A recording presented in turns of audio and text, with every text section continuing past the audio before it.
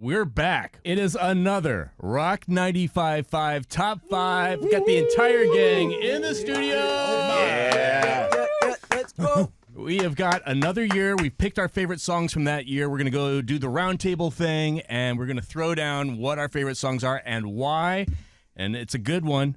We're moving up. Last time, I think we did 1983. This time around, 2005. And if you look, a lot of great records that year. So are you guys ready? Let's go. All right, let's go this side. Going to start with Maria. Okay. All right.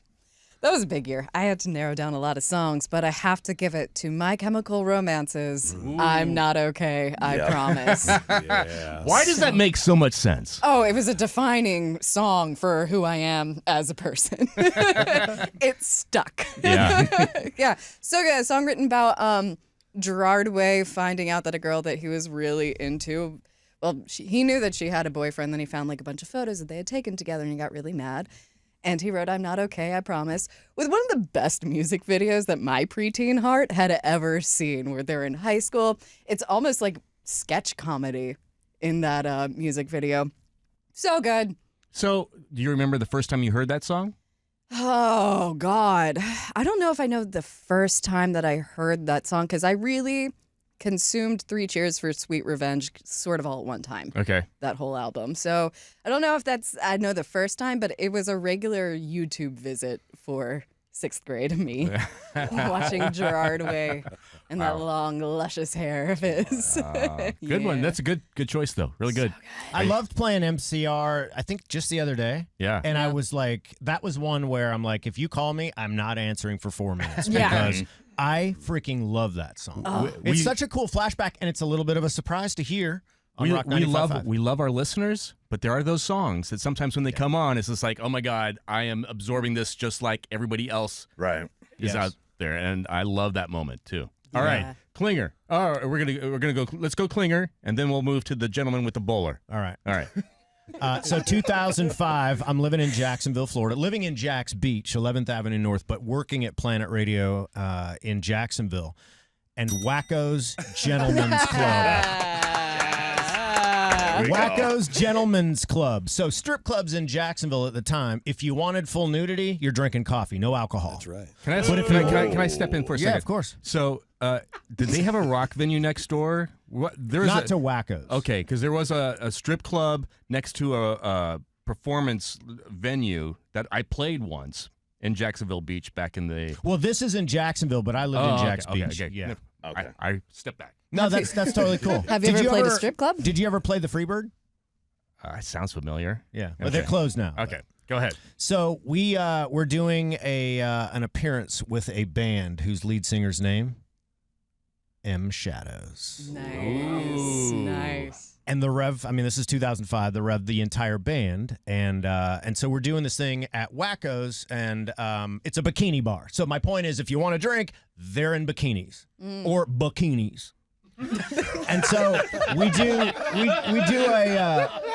a meet and greet with Avenged Sevenfold, and it was just spectacular, and it was kind of a sign of the times. It's like a stamp of 2005 because this bikini bar, it's Jacksonville, and the song is Backcountry. Yeah, it's a great one. And they didn't play there, but they played later that night. And Backcountry, I find to be, it's like a freaking throat punch right when it starts. Yet 30 seconds later, it's melodic with M Shadow's voice, and the Rev is just Zachy Vengeance, the entire band, Sinister Gates. I love that song, and A7X is one of my favorite bands because I find that it goes so melodic and yet is just a metal rager when all within the same song. I think that's what makes that band work. And for those not in the know, we're talking Avenged Sevenfold. Yeah. I love them so much. They have that melodic aspect to them that they hit hard, but they also have the melody. And I think that a lot of bands sometimes, it's all about how hard can we go. Right. But you got to have the melody. You got to have. You got to have somebody. You have to be able to sing along to the song for it to actually connect. Nah, dog. Melodies are for pussies. And as a side note, that night the concert was I don't even know where that concert. I guess maybe Memorial Stadium. So it was an indoor, like arena rather. And they do their intro, and if you're paying attention, you're looking up and you're like, holy crap, here comes this guy hanging from a noose, and he's in a Dickies work suit, and it's a real guy. It's a real guy. It's not a dummy, and he's kind of moving. Is he working? Well, I mean, that's part of the prop. So he's hanging from a noose, and that's how they start the show. You just look at everybody's face when you said that. Everybody's suddenly like, That's a terrible story. But you would have expected that to just be a prop and not a real person. And when I asked M. Shadows maybe 2 years ago when I interviewed him about that, I was like, because that's one of those shows and that's one of those props and it's a production where you're like, God damn, that's just spectacular. And he's like, that was a famous stunt guy that we had out on that tour. And he said there was a malfunction in the harness in which he was wearing.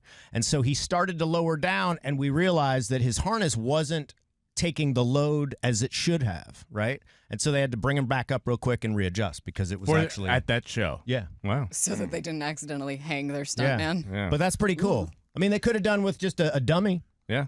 Well, but they ripped it down, man. taking it to the next level, just like their music. And that's hard for me in 2005 to present A7X as my favorite with Backcountry because the second Audioslave record, I think, dropped that same year, and Right. that's one of my all-time favorite bands. So. Yeah. Chap. Hello, everyone. How you doing? No, I'm very comfortable down here. It's fine. But I want to go to the southeast as well. Notice the way he's wearing his headphones not to jack up his beautiful hair. Well, yeah, the hat's Obviously. important. Yeah. 2005 was a time where a lot of other people and different bands got together. It was definitely kind of a time in rock history. It's also a family affair I want to talk about. Not just like a literal family, which I'm about to get to, but a family of people who start on the road, and I was on the road with them with a band called Harry Crevasse. The band I'm talking about is Dark New Day Brother. Ooh. I love that record. That is a good one. Brett Hessler, Virgos Malo, right? And also he did a little stint with Creed. Then you have Clint Lowry from Seven Dust, his brother, Corey, and a whole bunch of other people. That song rips. Right out of the gate, the guitar work is like sexy. You almost immediately get a boner.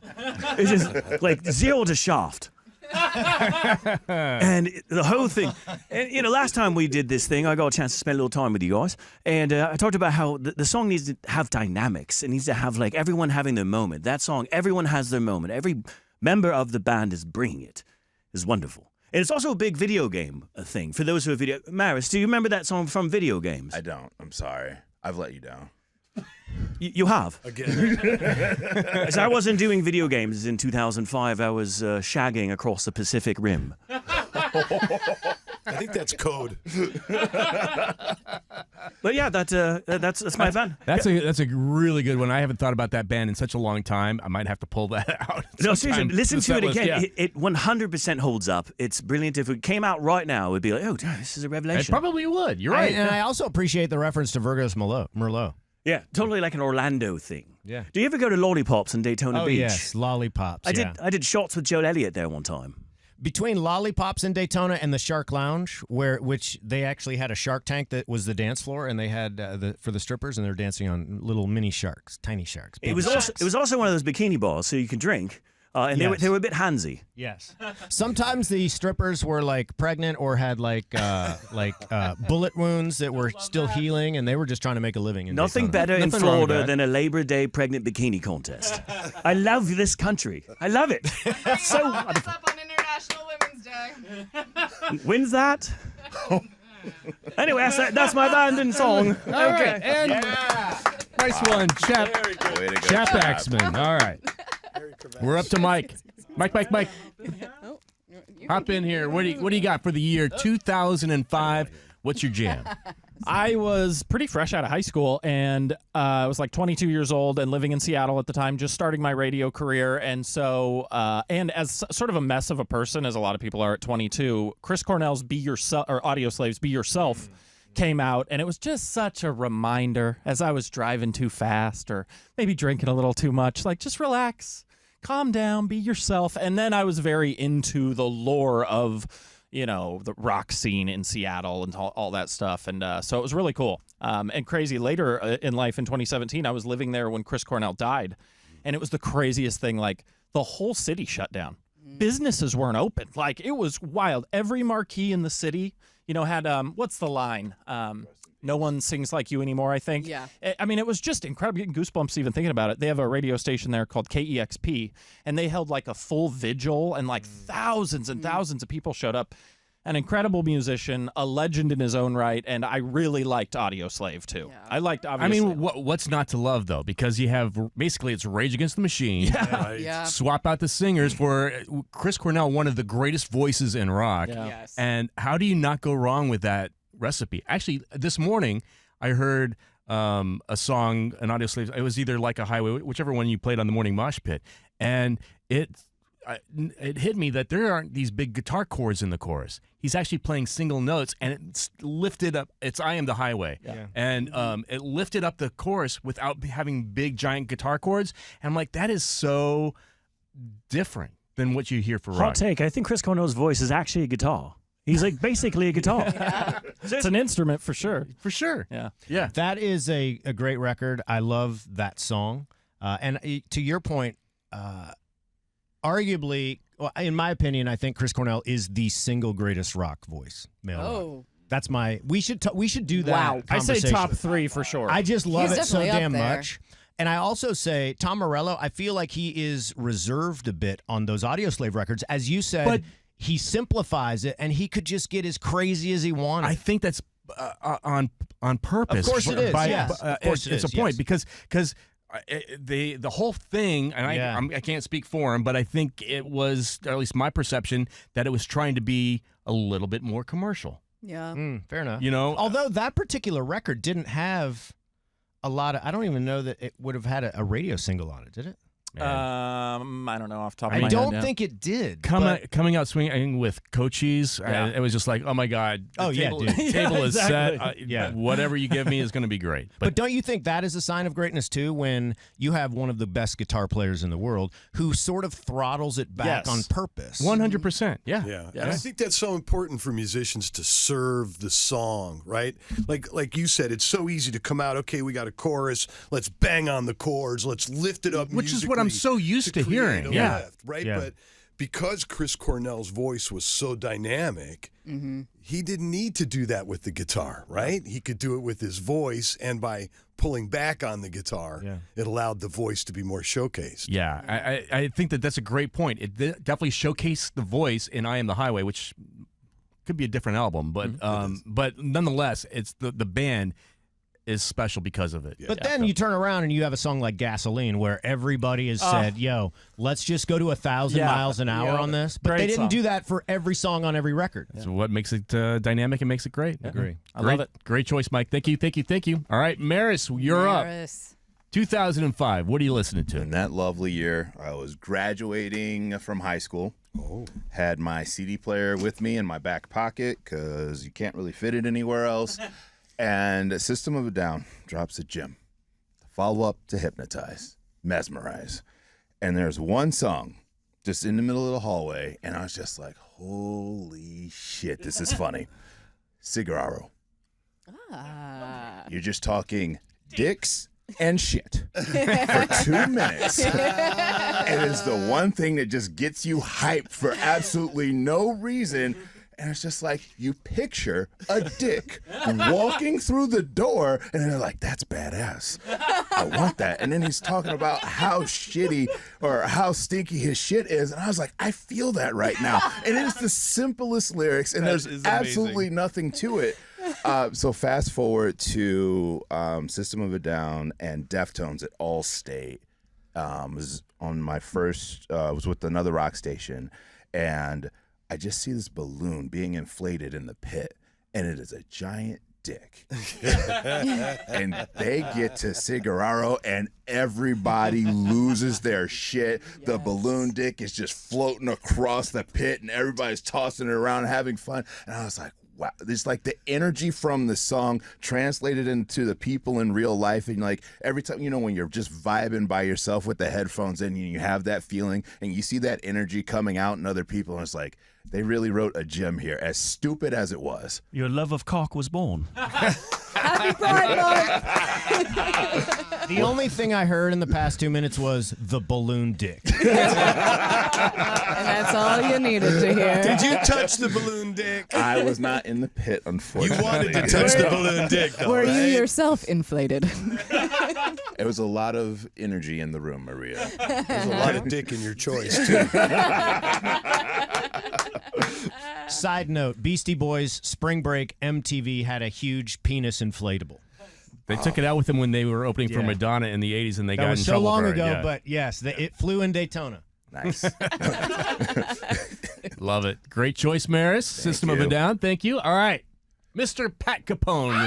Let's All go. right. All right. What do you got? It was hard, man, because as we mentioned, there are so many great tunes from Inflated even. 2005, right? Like, it's nuts.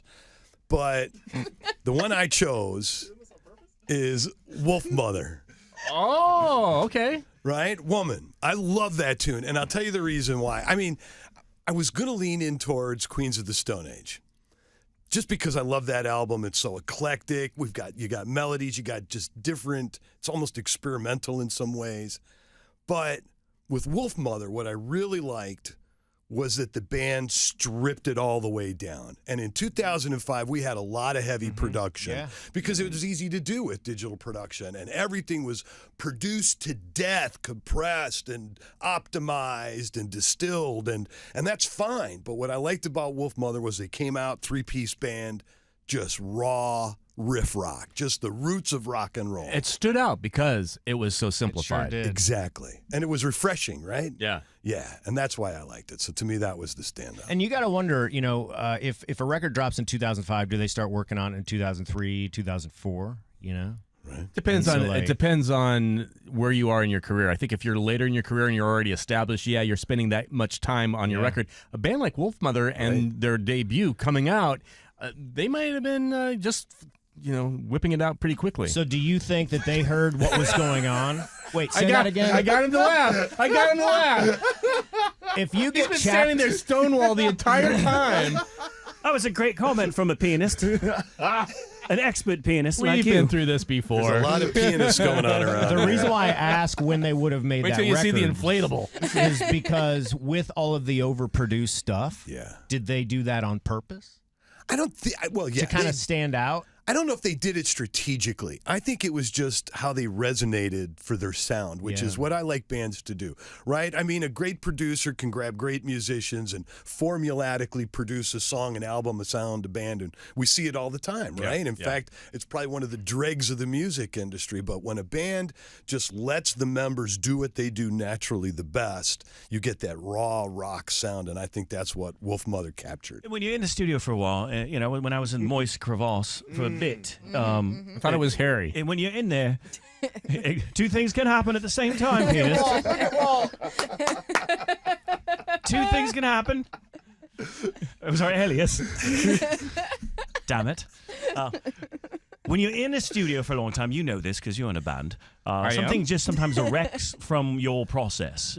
And when it's erected, that's when you know that's the right music. Intentional on the erection? No. Okay. Intentional erection. They just pop up every now and then. Were you in that band? That was my brother. Wait, are we talking about the band in Gorge, or are we talking about the band he was in? Hey, I do want to say this. This is a good time for rock and roll, but I do feel like there is a lot coming out that is so overproduced and processed, and and from bands that I love, and I don't want to call any particular band out, but what's the new song from Papa Roach with the guy from H2O? That just came out. Brain Dead. Brain Dead. Yeah. I love it. It just seems like it's too compressed. I don't hear those drums. I don't hear the vocals like I want to, and I feel like We've moved in that, I think with the digital kinda going- aspect, we've moved into this world where everybody wants it to be as loud as possible. And when you look at the waves, as you look at an audio wave, they're Yeah. like giant, it's a brick. It's a brick. Yeah. It's it's unfortunate, I think, because you're and taking. you lose that. When you listen to a Zeppelin record, You don't have. You right. don't Can have- you you imagine don't if you have it. quantize Zeppelin, how it would sound? It wouldn't work. yeah. It No. wouldn't But if you work. even go 20 years back with Papa Roach, those are such hard hitting, Yeah. not overproduced. You hear vocals front and center, you hear guitar riffs, and the drums are loud. But I feel like that kind of is an era that we're bringing back to music. That's what I feel like. dear listener. Walt, what's your band and your song? My band, my song, and this is going to shock absolutely no one. This band came to prominence in the 90s, started in the 80s, prominence in the 90s, and then kind of fell off with the general public in the tail end of the 90s and early 2000s. Foo Fighters. No, they were still going. They were still doing their thing. In your honor. But then the band Nine Inch Nails put out their album With Teeth in 2005, and they came out with The Hand That Feeds, and it was just like this nonstop guitar riff over and over again that just builds and builds, and by the end of it, you're raging, and you're like, this is the Nine Inch Nails that I've been missing for the past few albums. Yes. And then they had Only on that record. That is where, to me, Nine Inch Nails is like, all right, we've got it. We know what we're doing. We're back. Atticus Ross joins the band at the time. Alan Moulder produced it. It is one of the great Nine Inch Nails records. They came out swinging with teeth. Try saying that. I think the blood's going somewhere else on him.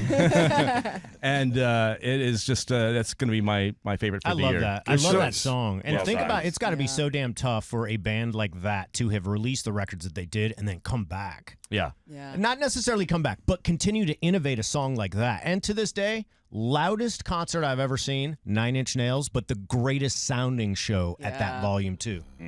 Yeah, You know their that's Trent crowd- Reznor like at rehearsals and stuff and making sure everybody is dialed in, right? And their crowds are crazy. I mean, that audience gets I into mean, I'll that never show. forget seeing the Downward Spiral tour at what is now Allstate Arena and being in the balcony front row and seeing just like what looked like a hive Yeah. on the floor, everybody just undulating.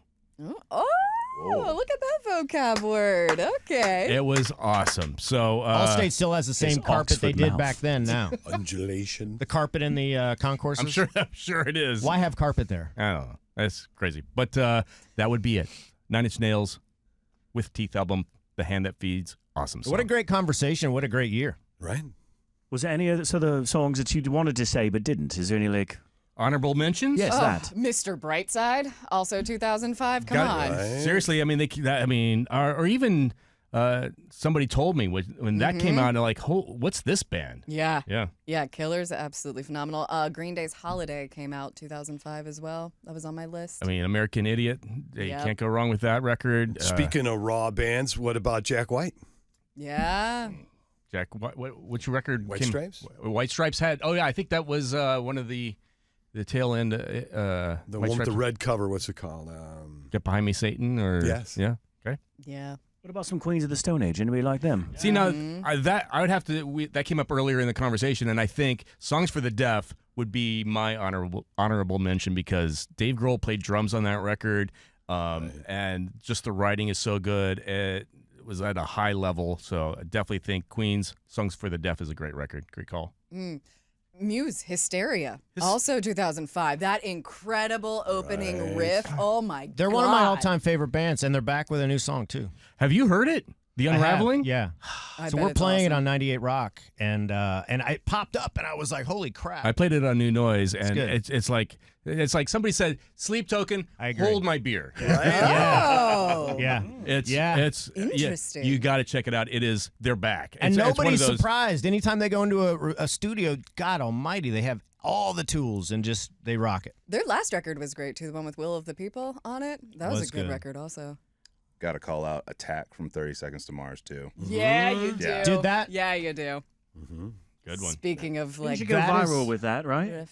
Didn't you know when you went viral online with 30 Seconds to Mars? The- You went viral. Yes. I did. You personally? Me? Yes. No, you- I don't remember that, no. I remember. Okay.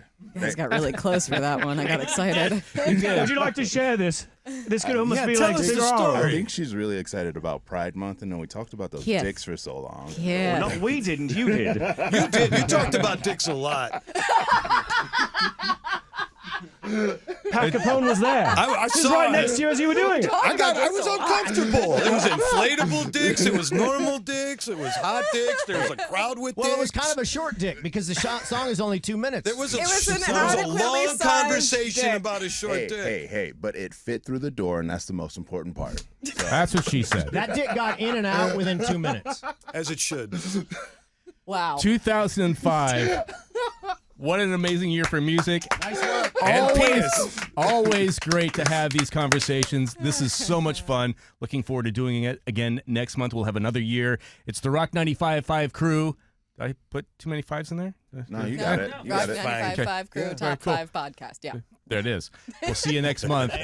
Rock 95.5. Ciao.